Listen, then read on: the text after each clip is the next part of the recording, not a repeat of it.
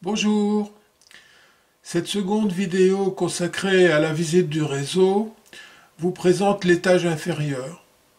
Sur cet étage inférieur, j'ai construit un site industriel et plus particulièrement une coquerie. Alors qu'est-ce qu'une coquerie?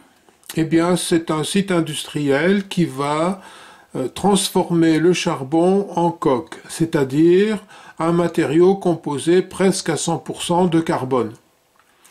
Ce coque sera utilisé en sidérurgie, il sera utilisé aussi parfois dans les sucreries, dans les cimenteries, et il était même utilisé dans les années 50-60 de manière domestique pour le chauffage.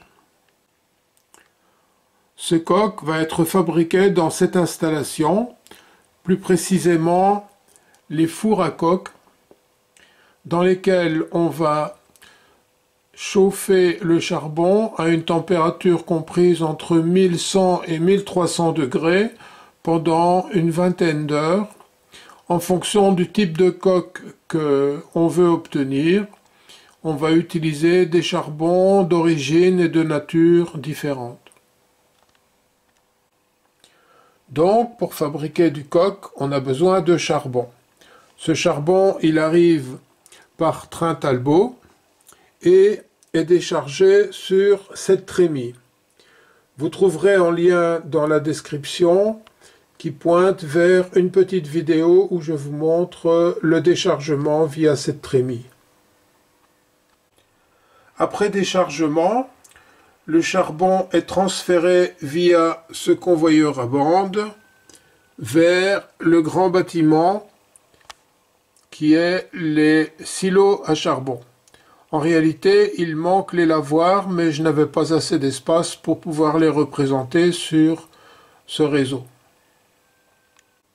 À partir de ces silos à charbon, on va mélanger différents types de charbon qu'on va envoyer via un convoyeur à bande vers ce petit bâtiment destiné à broyer le charbon. De plus, il sera mélangé avec 1 à 5% de gasoil afin d'en faire une pâte un peu plus compacte. Et ensuite transféré dans la tour à charbon surplombant les fours à coque.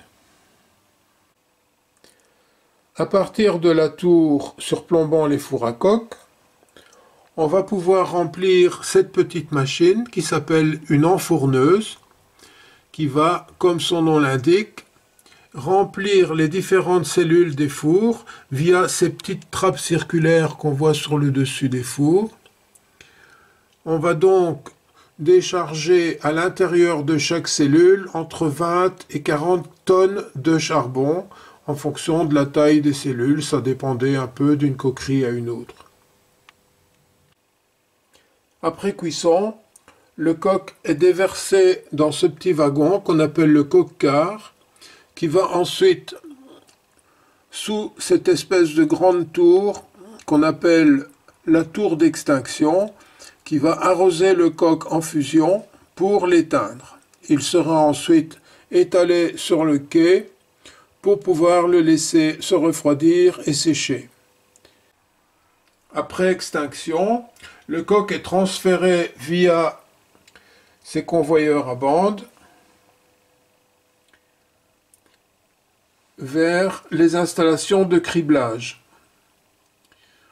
Dans ces installations, il va être trié en fonction de sa taille, de sa grosseur, et ensuite chargé sur des wagons pour départ vers l'utilisateur final. Lors de la cuisson du coque, une grande quantité de gaz est produite. On récupère les gaz via ces canalisations au-dessus des fours, avec un premier arrêt sur ces deux grandes pièces verticales qu'on appelle des reterces qui vont servir à en enlever le goudron. Le goudron est décanté et ensuite stocké dans une citerne qui est chauffée à la vapeur de manière à maintenir le goudron liquide. Après dégoudronnage, le gaz continue vers les installations de récupération des sous-produits et entre autres principalement le benzol qui servait à l'époque comme solvant pour la fabrication des peintures, etc.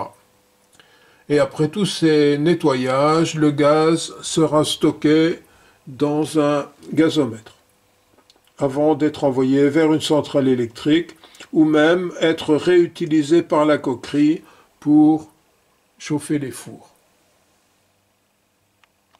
En complément de ces installations de sous-produits,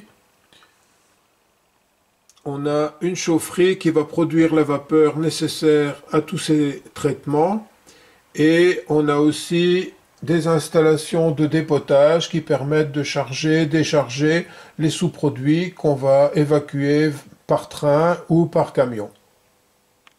Cette chaufferie comporte aussi un système de nettoyage de l'eau qu'on appelle le door oliver, de manière à enlever toutes les boues qu'on a récoltées lors du traitement des sous-produits.